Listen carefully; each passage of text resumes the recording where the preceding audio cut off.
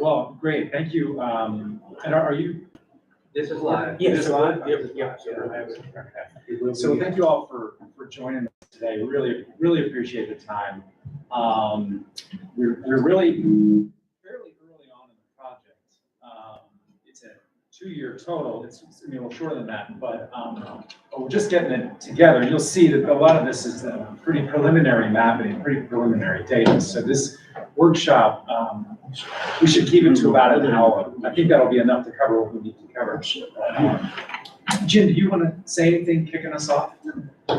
Basically what we'd say is we'll welcome Jeff Carney and his staff here from the University of Florida. They're here to help out the city of Port St. Joe under a grant for resiliency.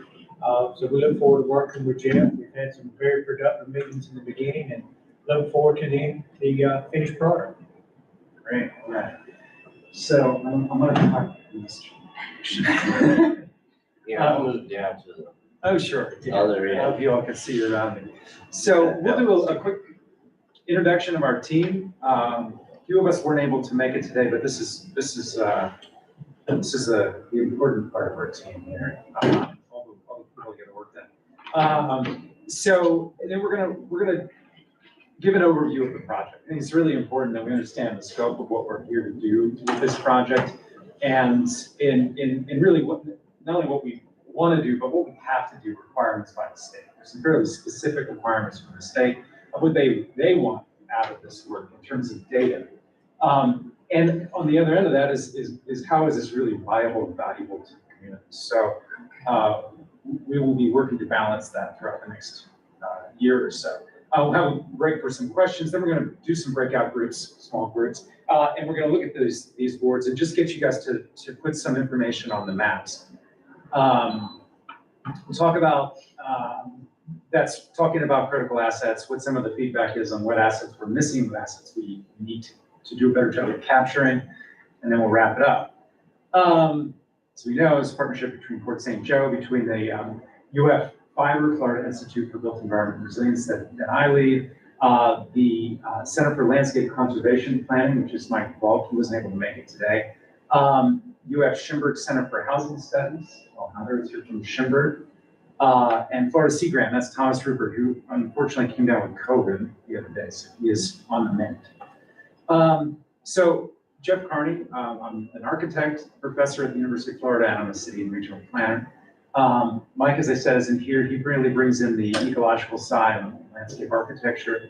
Andrea Kalinsky is with the Department of Landscape Architecture as well, but she works at the Schimberg Center for Housing Studies, so works with Alejandro on the housing side.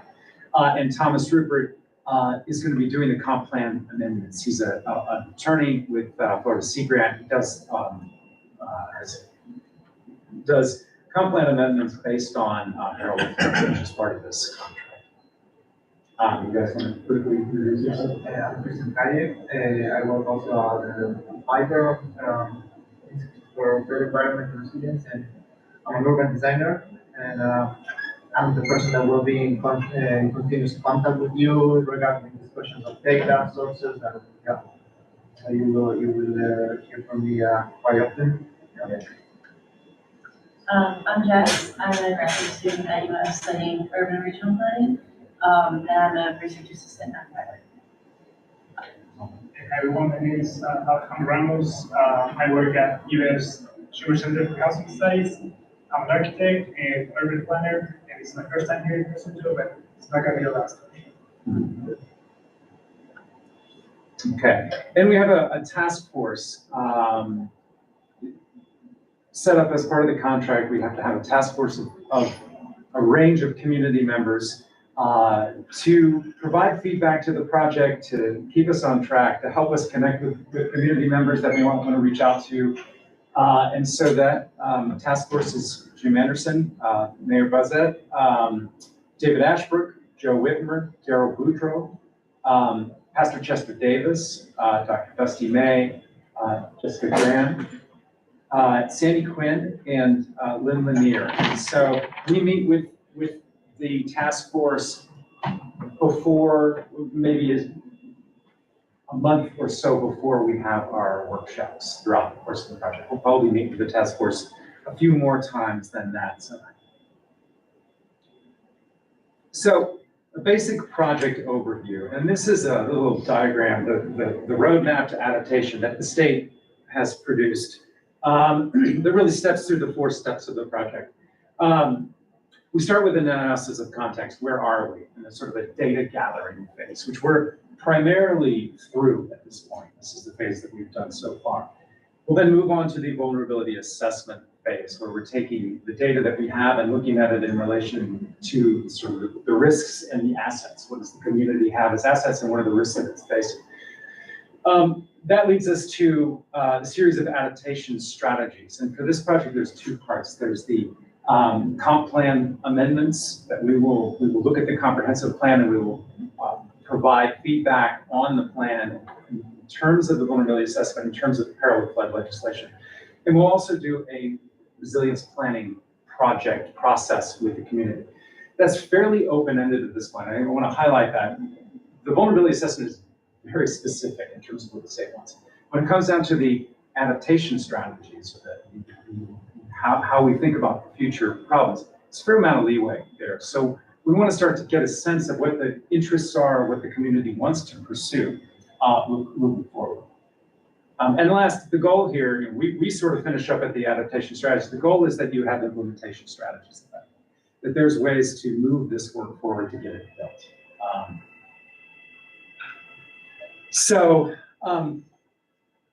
The main objective of the grant is to provide Port St. Joe with comprehensive data, greater understanding of the vulnerabilities through the vulnerability assessment, specific policy guidance through comp plan amendments, and last, and I think most importantly, the community-driven adaptation planning process.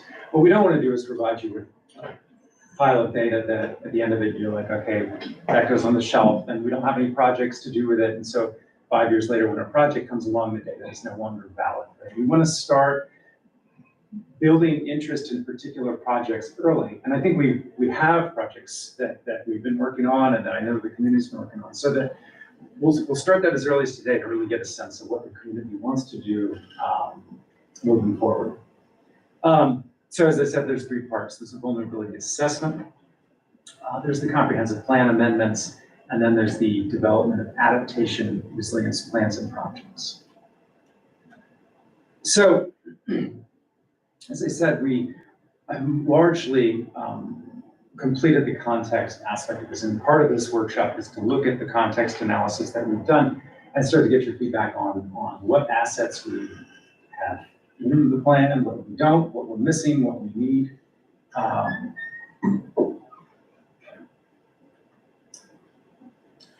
For this project, we think it's really important. Part of this project at this point was setting the context or setting the actual boundaries of this study. Our contract with the state is to look at the city of Port St. Joe as defined. So this is not a countywide study. So to be specific, it is citywide.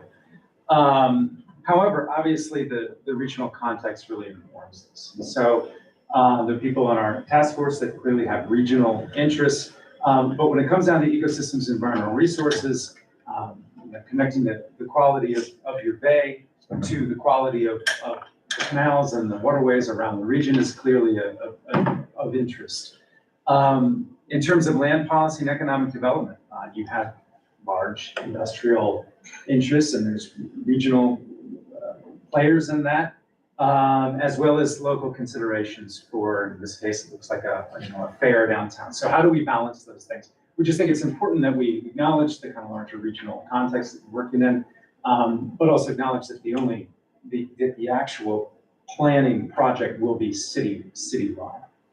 And in terms of workforce housing and infrastructure is another thing. The pressure on this community in terms of housing is immense. A regional issue that's really taking place in the city. And so we'll think about, in a relatively conceptual way, how those regional forces are impacting the city of Port St. Joe. But quickly move to a focus on the city. Work will take place here in the city.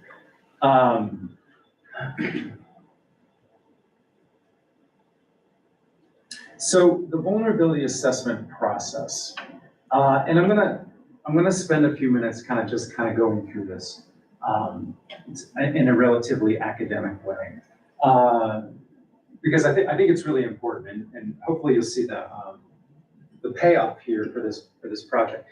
But what is a vulnerability assessment? The potential vulnerability assessment looks at the potential for loss or harm and damage to exposed assets, largely due to complex interactions among natural processes, land use decisions, and community resilience, right? What's the risk or what's the hazard? The storm, the low-lying land, the combined effects of rain and wind, all of these different risks that a community faces. What are the actual land use decisions that we've made that have put assets at risk, right? So what are the processes that have led us to where we are now, and what are those assets? And then what's the capacity of the community to bounce back? What's the capacity of the community yeah, there's the flood risk, but our houses are a little bit, right? So those three things really come together. I think it's really important. This isn't just about the natural phenomenon. It's not just about the economic issues or the ability of the community to plan for the future. It's really to combine aspects of all of those things. In a sense, why do this? Have to do this. But previously, previous to 2021, the vulnerability assessments done by the state were fairly ad hoc.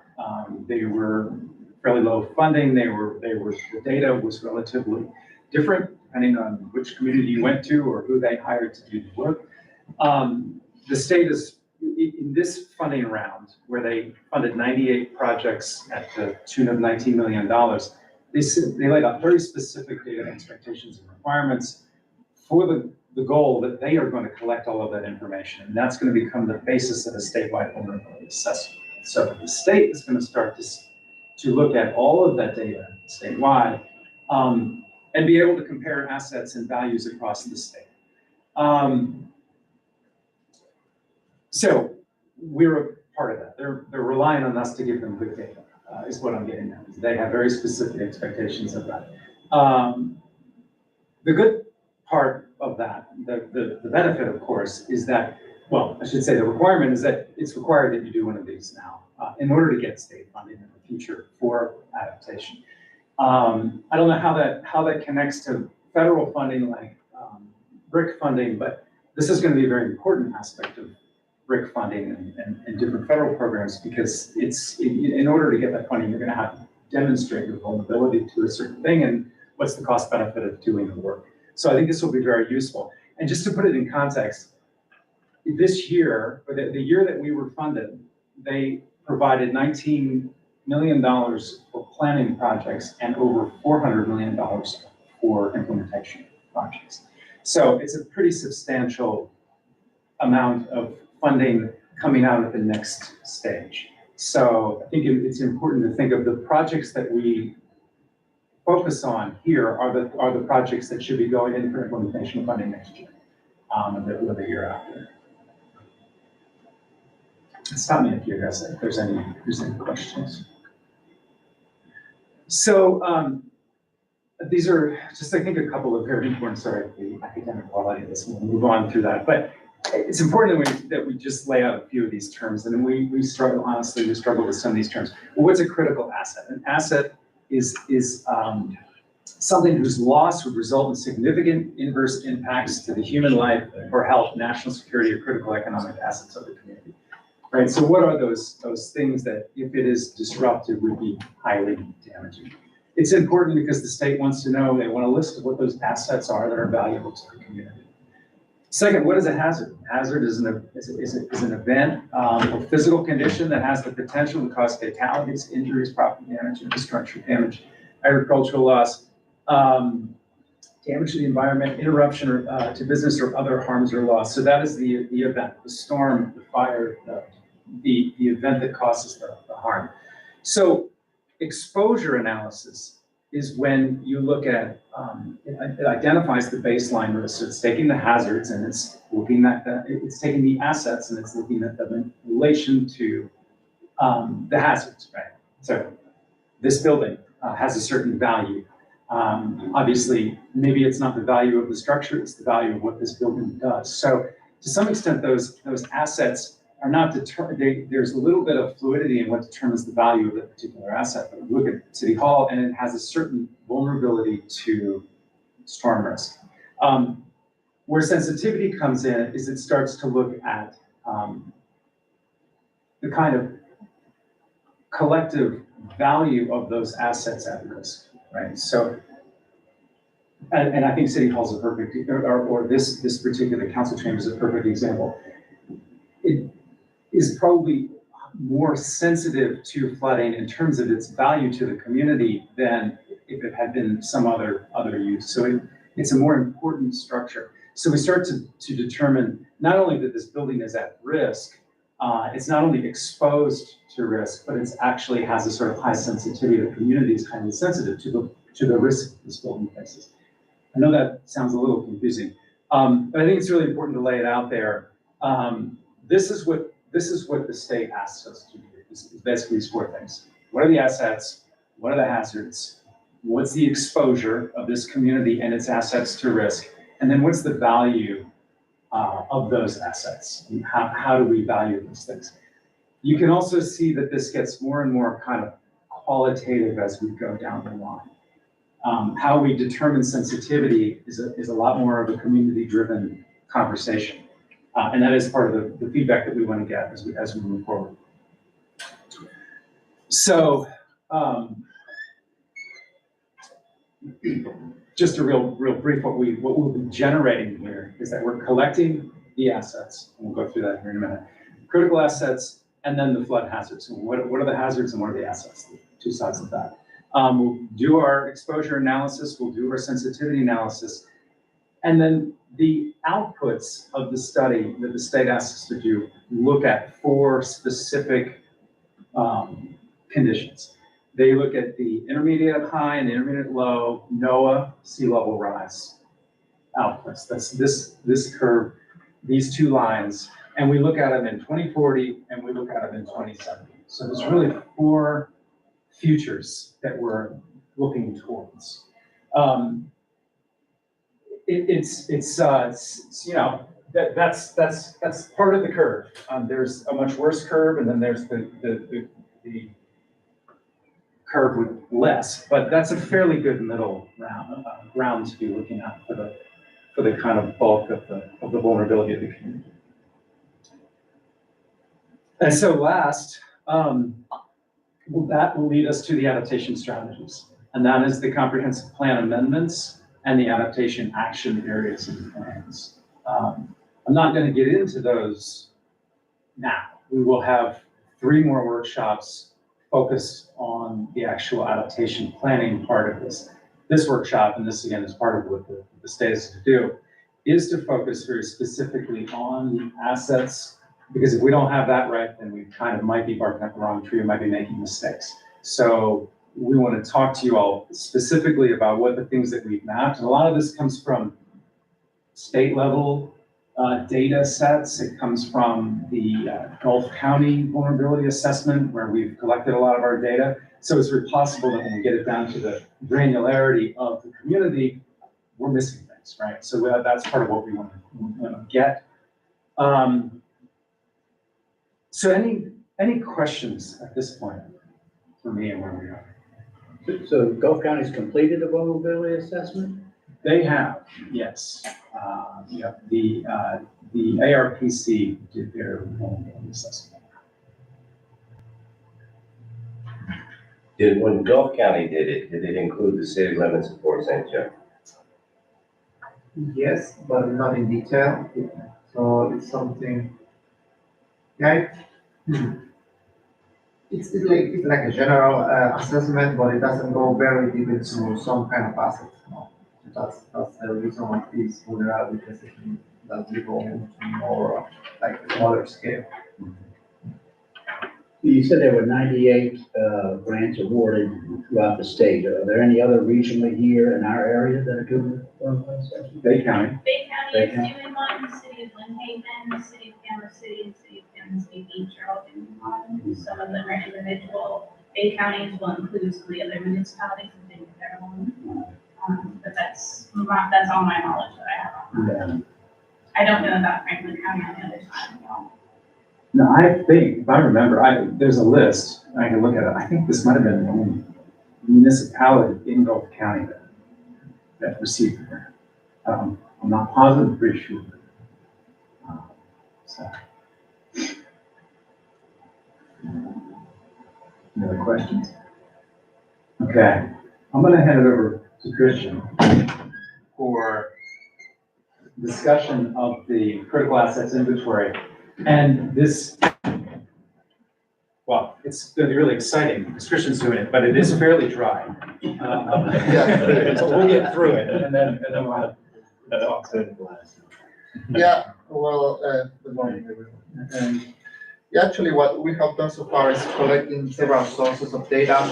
Most of them are statewide data, which it doesn't have at some, on one hand, not up to date some parts, and the other, it doesn't have the level of granularity that we need for our assessment.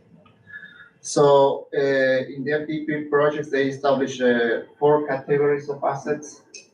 So we have transportation assets, which are bridges, the roads, marina, boat ramps, this type of have critical infrastructure, which is related with the services, now water, wastewater, drinking water facilities, electricity, communication.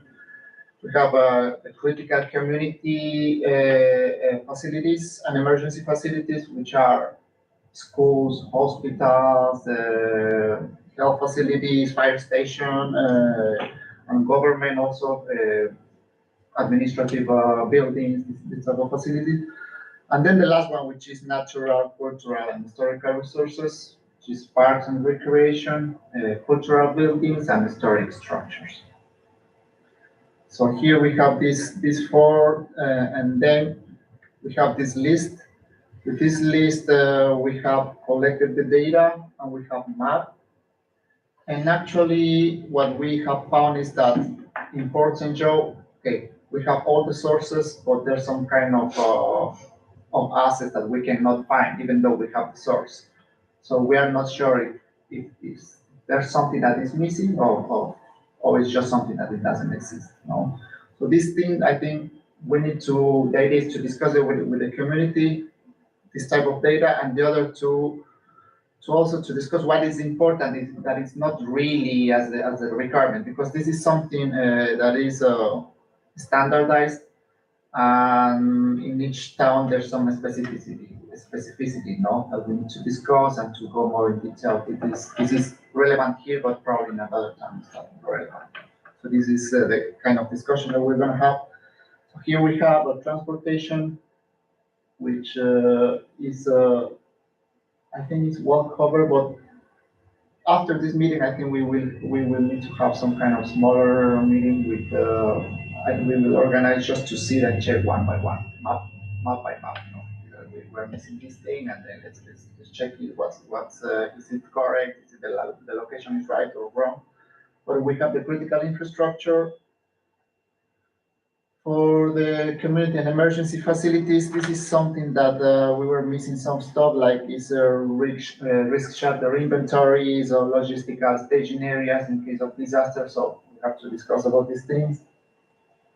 And we have the last one, the natural, cultural and historical assets, which it seems that everything is covered, but something that is also necessary to discuss that is not sometimes well framed is the historical structure. You know, what is, because what is coming, there's local inventories and state inventories and national inventories, so to put them all of them together.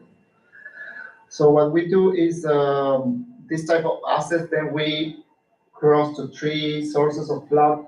The first one is sea level rise, the other is storm surge for all the categories of hurricane, and the last one is for rain-induced flooding. And the FDP also asked for this compound flooding, which is the mix of all of them, which we have been looking at some data, and actually it's quite complex. It's very high amount of data that we need to model this type of stuff. So we're going to proceed in a more basic way, but this is something that is required. So in the end, the process is we have the list of assets, we have the locations, and then we cross with the sources of flooding, and we get the amount of water that we the elevation of water that we have, for example, for a fire station or a, I don't know, hospital. And then after that, we establish the amount of damage that can receive this asset. And something that is important here is to have the first floor elevations. So, which is something that we've been looking at. There's some elevation certificates for statewide, but it's something that we need for a lot of point. We have a lot of assets here in Los Angeles, so we need to find the best way. So probably we need to discuss if there's some information that we can get here. That, I don't know, some construction approvals or this kind of things, or otherwise we're just gonna go to other type of sources or try to automatize this process. Our local building department should have elevation certificates. Anybody that pulled a permit to do any improvements on their houses would have to have them on file there. Yeah, One-stop they have. shop. The thing is that I've seen that there's a lot of them, but we need for some assets that they simply don't have. No, for example, the houses. Of course, the houses are considered here. The public housing. Of course, we want to access all the houses in the town. We need to have, for example, for a fire station, for a government building, for this building, for example, and then we need to go more in detail. Into that. Right, we're attempting to acquire a piece of property for a new fire station in Queens. Yeah. We might want to include that location, Yeah. potential location. And this is another thing now that there should be some projects that are already approved, that they will be executed, and some others that are quite close to it are in the process. So I think it would be good to assess this project as well. No? Yeah, it's gonna be hard to find the current elevation certificates on a lot of existing buildings unless they do structural work to them. Yeah. To, like this building, for instance, we probably have not pulled an elevation certificate on this building in many, many years if there's ever been one pulled. What you could also go and look at is the Northwest Florida Water Management District. You can pull up specifically each parcel within the city, and it'll tell you what the elevation is on every single parcel within the city of Fort St. Joe. So we could pull this building up, for instance, and it'll tell us exactly where it is. Okay, so that's our current state in the study, and then we have also a mobile app where you can access and the community in general. So you can go to this app to check the maps, and if there's something that is missing, so you just can access and then start mapping. You know, you can okay, and I can also show very quick. Yeah, it's super easy, and it's something that if you want to send out to people, or they can, if they say, you know what, this church is not on the map, and I want it to be, they can go in, they can just click on the map, and it comes up, and then it'll send us an email, let us know, and we can add those assets as people. Yeah. This is something, that would be good to share with the whole community, and then you just access here as a guest. And then you have the 4 categories that I spoke about. Let me just show the internet. It's working. Okay, yeah, now it's taking some time. What is possible to do, to go here, for example, we go here to transportation. So we have all the transportation assets. And we have the bridges, we have the marina, we have ports, and for example, if it's something isn't here, so what it's, we just click add a missing asset, just add the name, the address category, I think that should be enough, and then we locate the asset. So this will be very helpful for us to have some input in the community, and yeah, that's our current state. So Yeah, I'll talk a little bit about what we're gonna do next. How far back do we date the elevation? Because what Jim said, if we look back at the elevation, let's say back in 1950 or 19, how far back can we look at it? You mean in terms of determining the elevation. Right. I mean, the elevations, the LiDAR, we have today's elevation of the landscape accurate at this point. So I don't think we need historic elevations, now. Some buildings we might. Yeah. It all changed when the new FEMA maps come out, just a few years ago. Yeah. So all the elevation certificates and requirements 10 years ago are null and void. You now go by the new FEMA map. And that's the same map that they were referring to a minute ago that covers every parcel, not only in the city, but the whole state of Florida. So, once you, do it now, you have to go through the new requirements. Yes. Right?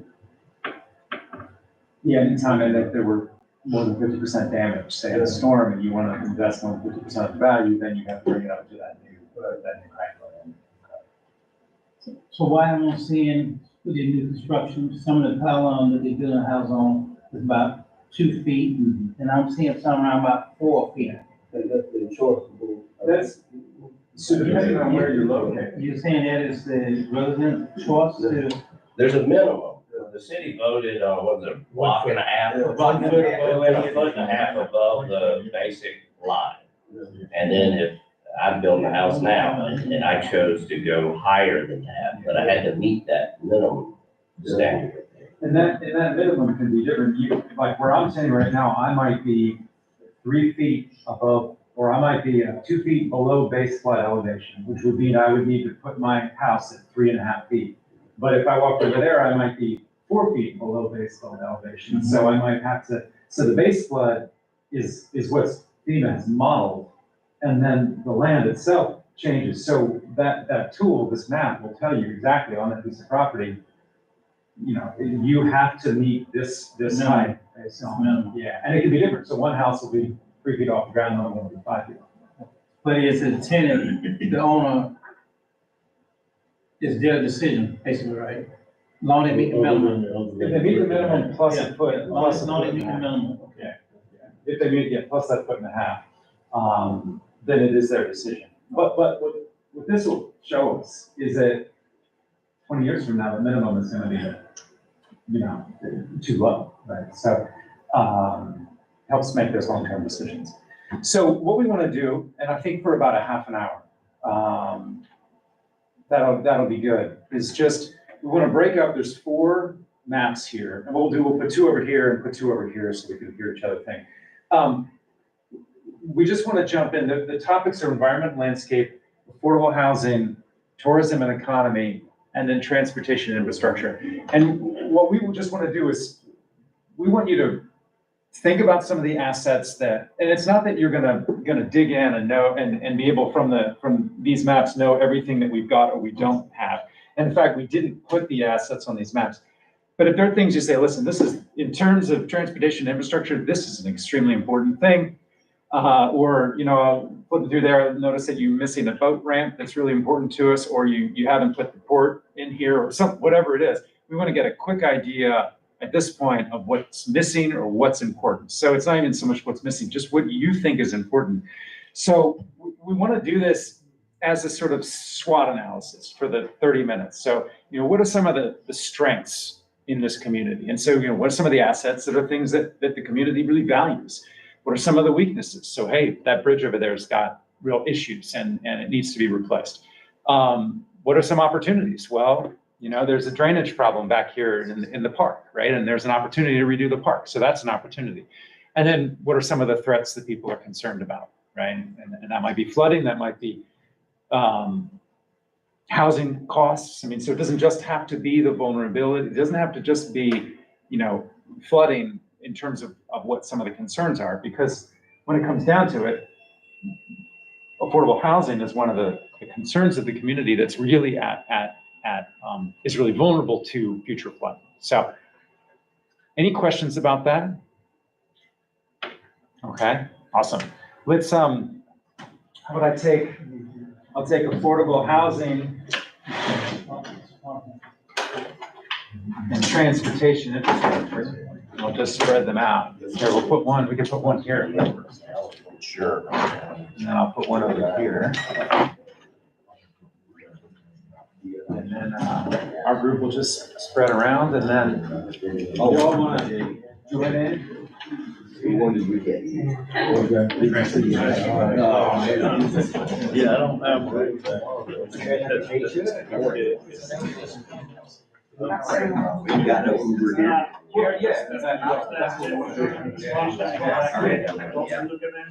It's a good.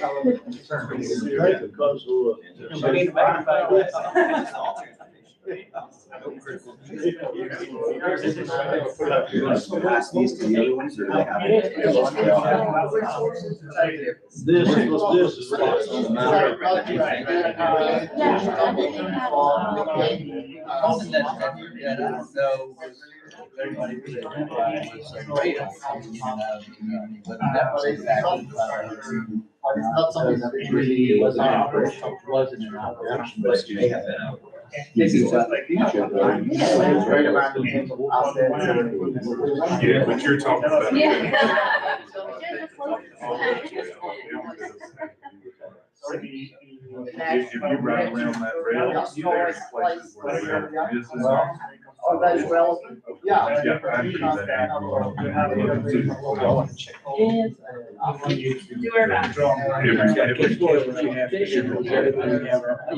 our best.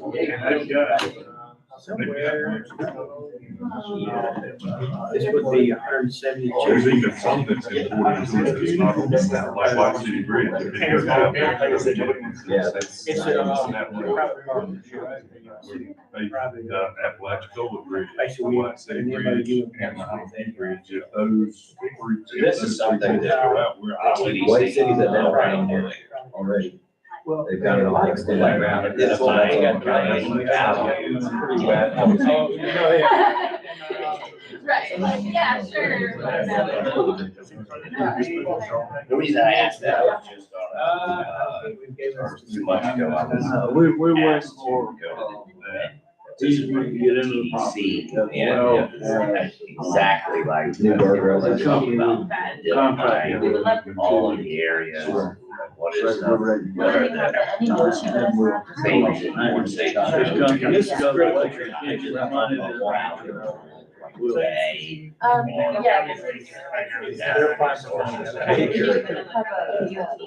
And it's one thing to do max, we're actually not going to. That's not set, that's set in stone, the max. Right. Start with, we're only allowing them to have a certain amount of efficiency out of it. Well, I would say transportation with storm is first, 7198, that's first, because they're always at my park. Liquor. I'm gonna go live in town.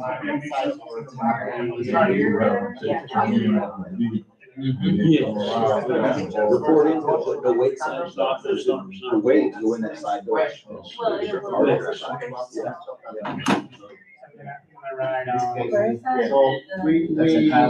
The intersection, are only 2 stoplights, right there on Hungry Highways, 4 in, the intersection. but it's relevant.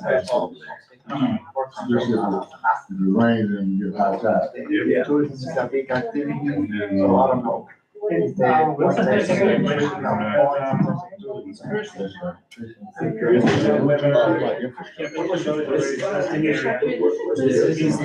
this is the critical. It's what they have for us. Section in front of the north side.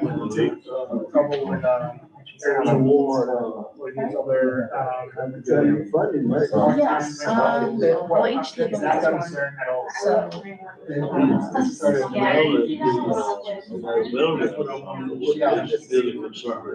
Yeah, I understand it. I was wondering, to say, what's the final steps? Have nowhere to live. We can afford it. Not money.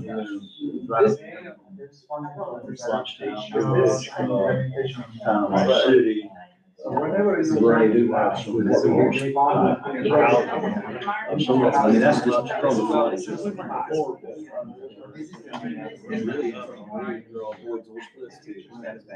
Yeah, that, That's why we're hoping to get reasonable. That's actually, if we get a heavy rain from Avenue A to With the, the overpass, it's actually under about 3 foot. Well, you want to talk about more beautification, this whole section of road goes underwater. If we want to build something there, That's true, this section right This will go out here, for bridge. this section is what's. It's very good stuff. Oh, They're they're long long way down months. We also currently have a affordable housing complex. This is really. That's what I'm trying to do. You want to ride on the map? Yeah, so This is, this I don't know what the heck. This is off. Like goes in there. Yes, where. So this is what I want to get. Place is now. They currently have. Right, because they're gonna be going this direction down to the port. So you're not gonna be able to see. That's a whole other project. This little section is. They were, they have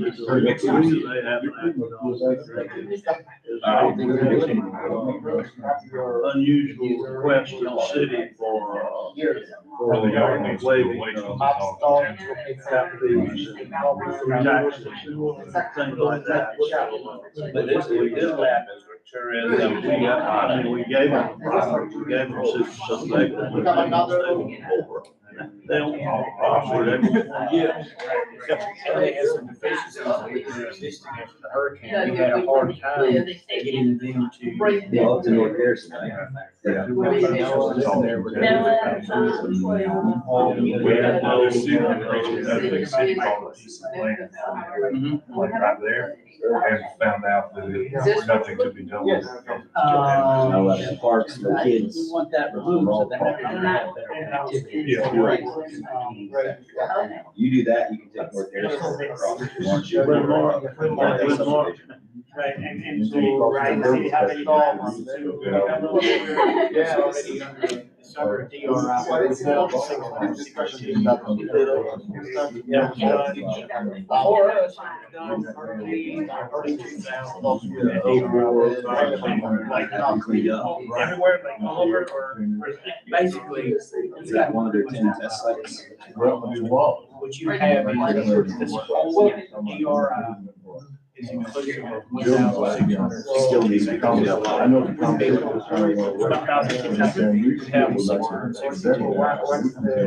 Yeah. And you have currently, you have the orders for. That's industrial. Over the section here, they have so this side of the road has DOs to be built. 50 Next feet, DO, they're asking, what are the DOs? so we don't have water going. They have to. All the section. We have 110 units right here that's in the county. This is metal sludge. The rest of them are. Right,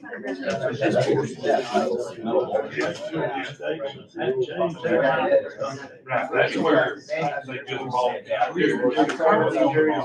that's what I got.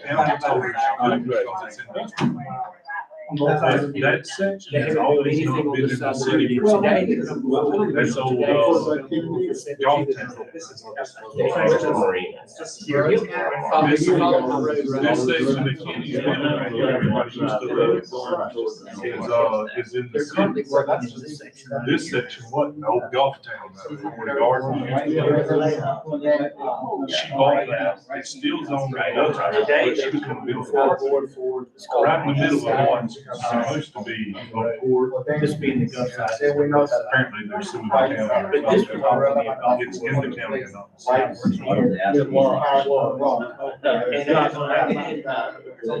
They could. And they don't got a door. Who wants to At some point, I live in got a house and if all this built out becomes industrial? And so, okay, That's the same question that you're asking in North Port St. Yeah, we met with. That's all industrial. The way we're growing and they, the projections, so we're going more. You're going this way, not here.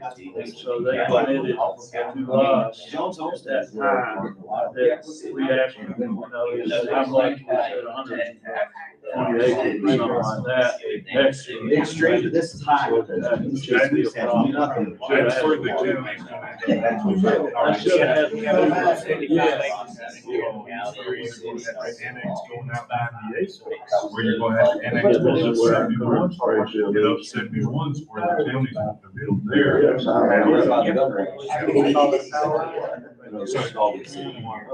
I've been back there. It seemed like it's right behind us. City's the one that's making the decision. Okay. And are these, all these single family homes?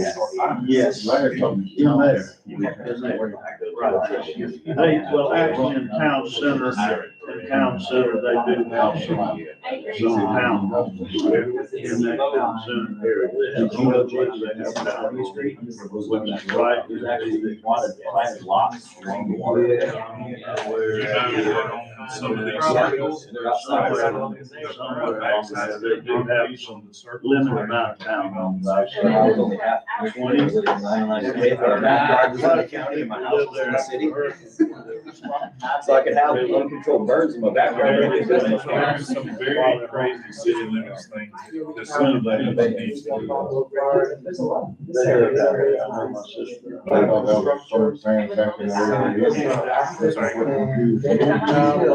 people that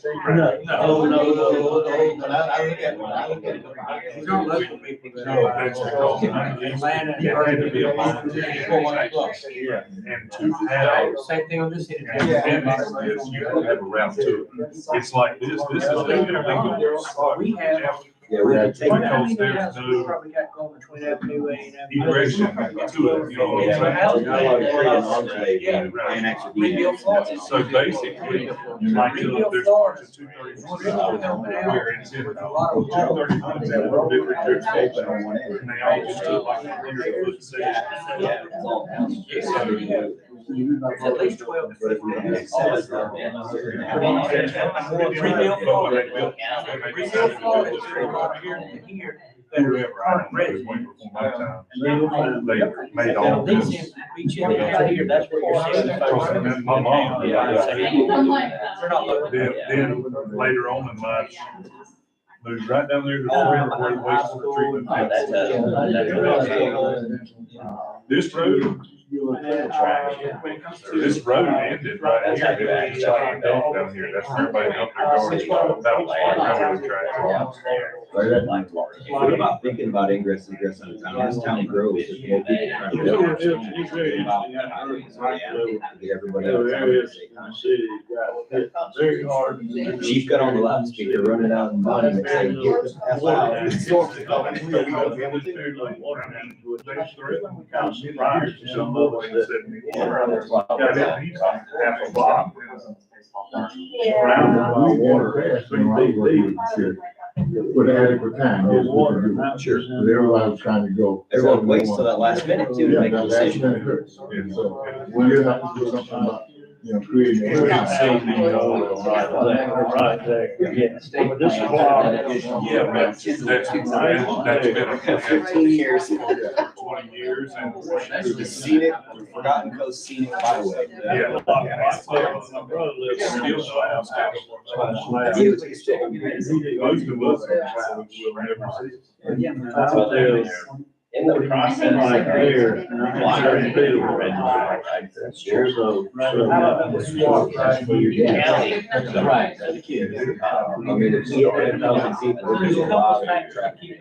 chief. We have plus 10,000. There's a huge, that's why the seawall house. I truly believe that seawall. That seawall. That seawall, when I hit the ground, the day of the storm, there was no more like I did. There you go. And we're just sitting back and doing all that. Right. Plus you got. He owns about 48 acres. There's no trees. That's it, and over. It stops in rural. That's where it stops. So if you. With a very Standing from out. right here, looking straight across, where it broke through, that massive wall of water. People That window, it actually goes around. The window is very, very low. That's when, you know, there's those big, you out there now. They taking all that white sand out. The way the storm came down, yeah, about the rail. There's a weak link right there. There's a weak link. Because if we can eliminate the rail,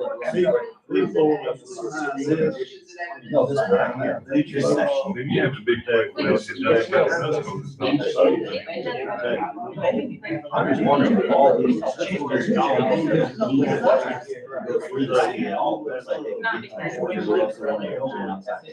That needs to be emphasized to the state of Florida. Are there more trucks here? The old DOT line, Yeah, that's the way. it goes right here. Yeah.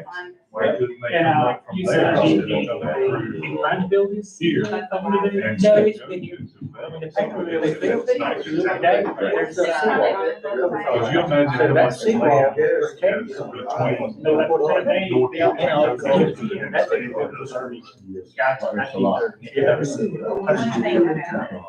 And I think it was all wet out there, the apartments look at that, and they were gonna go back, but it was all wet. Some of it is wet, yeah, some of this right here, around the power line, this is wet, but, and right along 71. Yes, I didn't have a lot of damage. And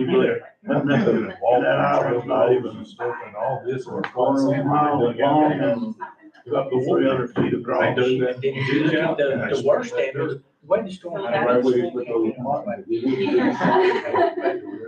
Yeah. Yeah, it's all down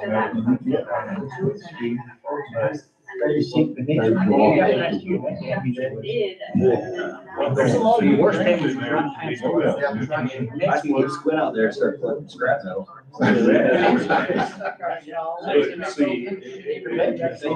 There's a book from years ago called The Great Tide. Sorry. You know the guy Dave, he came in that, and he said that a couple of projects that like.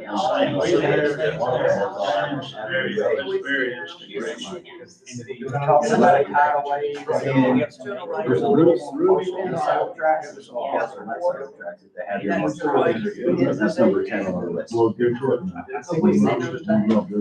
I wanna go back and read that book. It relates evenly with Travel down. So as far as- And if it's back, Yeah, I Go home, Elway, Marvin, The water line.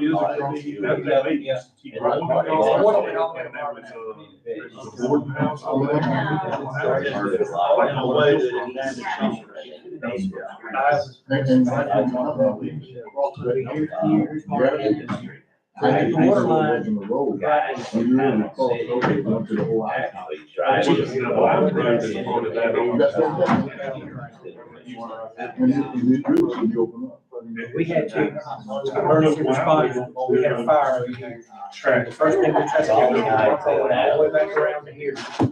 But where he's talking about them doing land, that's gotta be where the pine trees like that. Go out, hey, we have one boat. The other side of the track, between Bridgeport and the We had 2 fires right Hey, between that. We literally.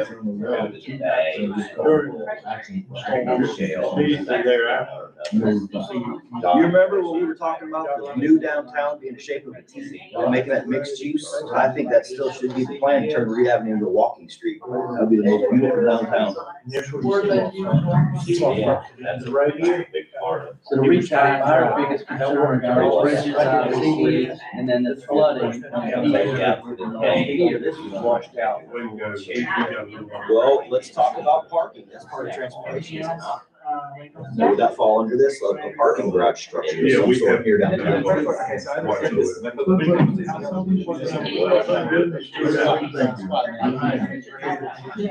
Oh, so That's a new conversation. that they're talking about. It's gonna leave us a little bit. But that's why that needs to be mixed use. On that area, we have to go most of the. So, of course, that's what we get about. It'll be set for 50 years. And have, right, votes, on this thing in this area. Some of them they got sold as is.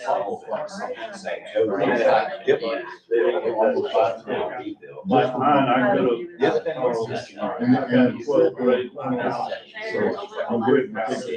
From 12 grade to, so I could rebuild it. Yeah, that's what we need. Maybe not that high, but have something. At least start with 2 floors, the ability to expand as we grow. Yeah.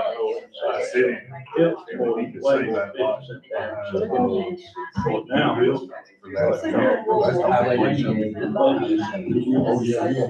Just rolling the dice right now. You can, there's still drive down there or everybody. That's on the biggest. 6 homes around that city. I mean, technically, all this is. Rehab and folks living in. But that's really not, that's not a road anymore, that's the old road. Because I thought it That's how you know St. Joe Company has too much money. Because government's full of highways. Nope, when I moved here, it was. Rail removal.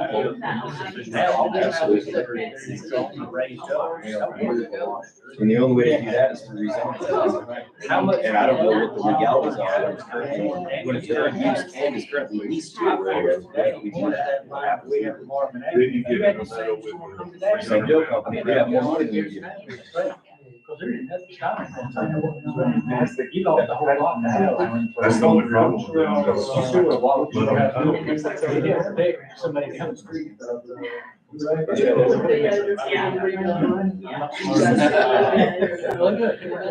looking at the topography of what we have today, we're restricted. That's great. Our biggest problem is the water blocks this way, St. Joe Company blocks that way, St. Joe Company blocks that way, we gotta grow up. I don't wanna do it. You couldn't get in and out, they had to clear it, that was down trees and debris. Then we've got our wastewater lagoon here too. It's not involved. It's vulnerable, but it's somewhat protected by the seawall and the bridge, but of course the water backs up here. Very little. Certainly, I don't see that out there. Yeah. Everybody used to walk. Right, there you go. You didn't have a lot of water. It went over the road. It used to be the rails. Once again. Sure, future plans to redo that. That's what we're gonna bring checks in. Yeah, we could build it already. We did what's going on with the bridge here. And another across that right. I believe we could build it already. Not railroad wise, until you get up there by. Yeah. You have to wait. Exactly. Who's making the brain hurt? But history did.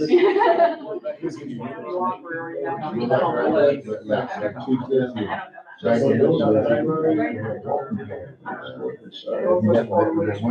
the house I grew up in. You know, I never knew about all the sand back there. Well, I'll tell Chris, he got this truck and I was driving like miles and miles of like snow. All Americans, and it was built from 1930. The dredge, that was the original dredging of that.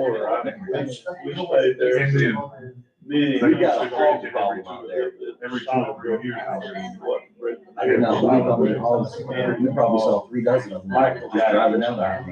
It was active out here. It still comes about. So what do you think? Can you fix it?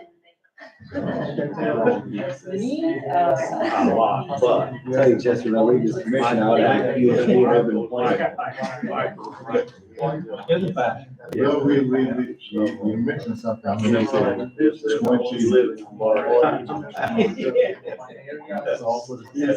But we came in and renovated it. No, it's not. That's the thing. The problem is that 50 years ago, people didn't think that way. They thought about themselves and buried money and just putting money in.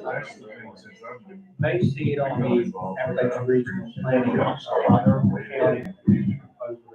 What the city has now is Right outside of town. I promise you, the next 100 years, 3 or 4 years, what, 5,000? Y'all have to change the way we look to.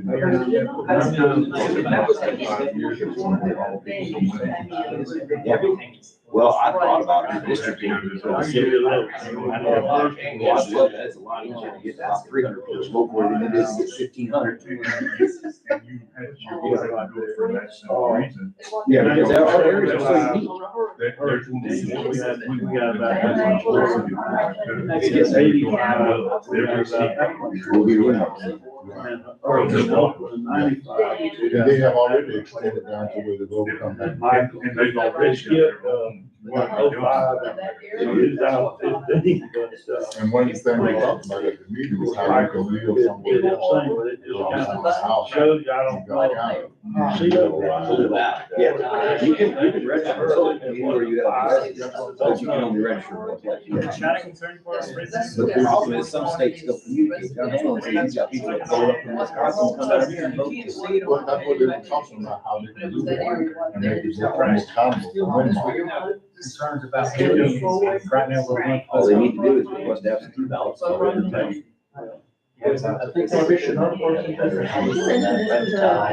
wastewater treatment. I have 48 one there, 6 feet. Don't eat the fish out of that. Base flood, now it's 9 feet. That's the. If this breaks through or water starts leaching out of there, that is a huge strategy. We'll have red tide and everything. But they paint this blue into the picture, but only 10 short years ago, the government told us that we couldn't dump into here anymore. But it used to just be a discharge line. You would drive by with your boat and see these lime green liquid coming out of it. It's not odd because for some reason we're not allowed to, but the city don't want to. They do it. All the way. But we got a lot of ecosystem out here. That we said. I will say, earlier days of Scotland were always better than today. They ate good. Yeah. Notwithstanding. Occasionally you get that three-eyed fish, you just throw it back. That was left over from the paper mill days. Burn it in a different direction. A lot of good memories out We don't have beach sand, where it's washing. I know of all, it's a city or county. Yeah. I can't say.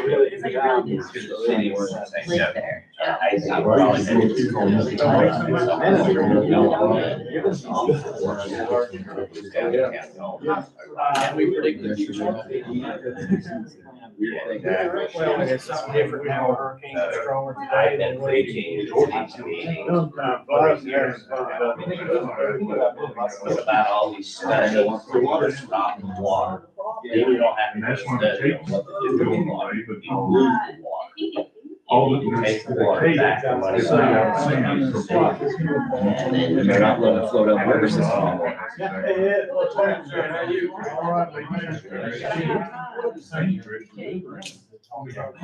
We're going out. So that's where it is, man, and we'll have it, and we won't have it. Got So you're I'll talk to you just. Yeah. I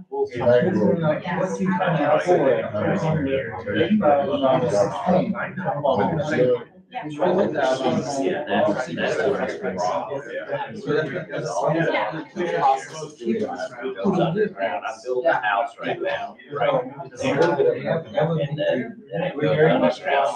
And right into the middle of our town. Eventually it comes to here and then floods. Right.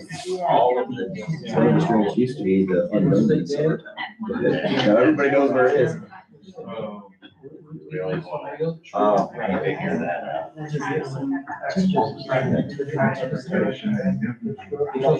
Yeah, if you look up this, I mean, There's a really, that's hard to increase, even if it's just a day.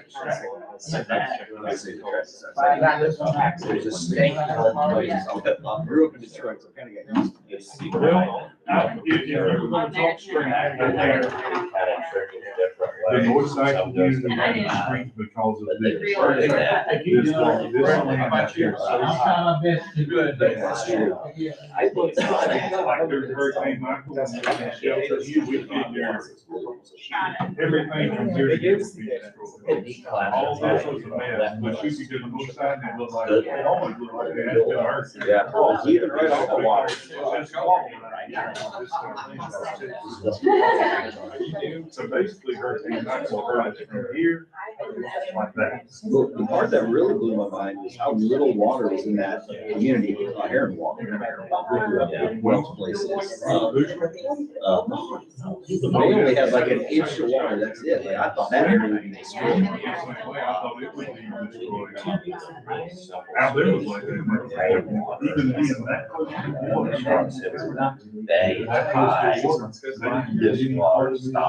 Yeah.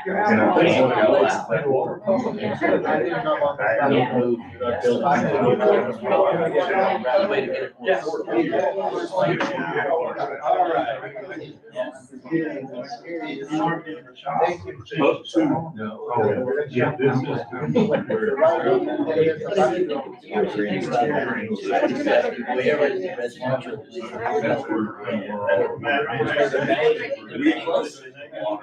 You like that? I think you should give them a respectable, dignified person. If I didn't have all the gray, it would be so nice.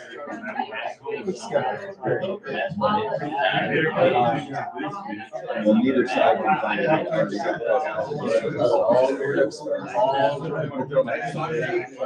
Gotta look hard, right?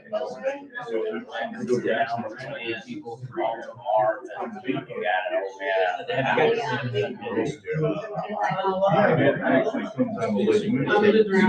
To make the statement about Reagan, so she's wow. Yeah, Paul. He said that was where it all started. Problem all started. One more of the conversation. She heard that shit. Oh my God, he's perfect. All right.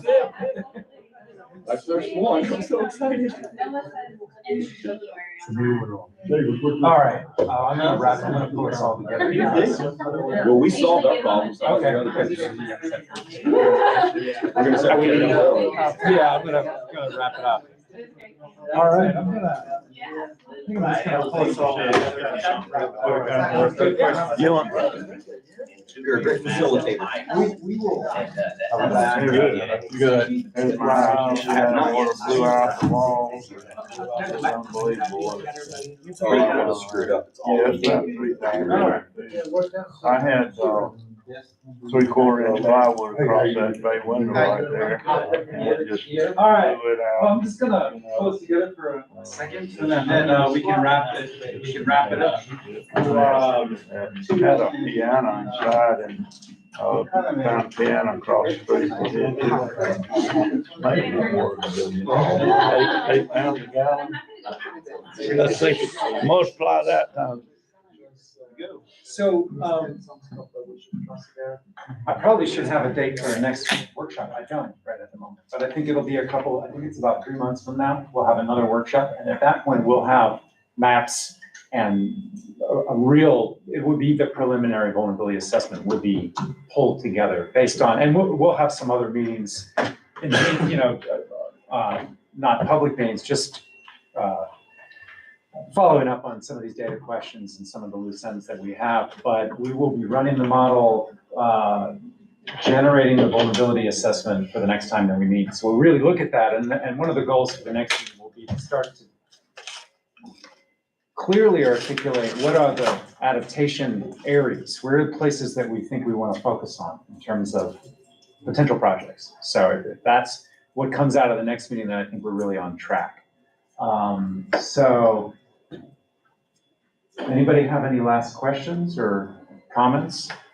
Jeff, how are you promoting that URL to get to the app? How are our citizens gonna know to get to that page to add their points of interest? We should share it with you, and if you guys can put it on your We'll send it to website. us. Yeah, I'll do that, yeah. And you can send it to us too, and we'll help on our social media. Okay, okay. Yeah, it's super easy, and it doesn't mean that everything that people suggest will go into the plan. It just means that that'll come to us, and then we can then, more information, we can weigh that and. I just wonder if they put it as a PSA in the local paper.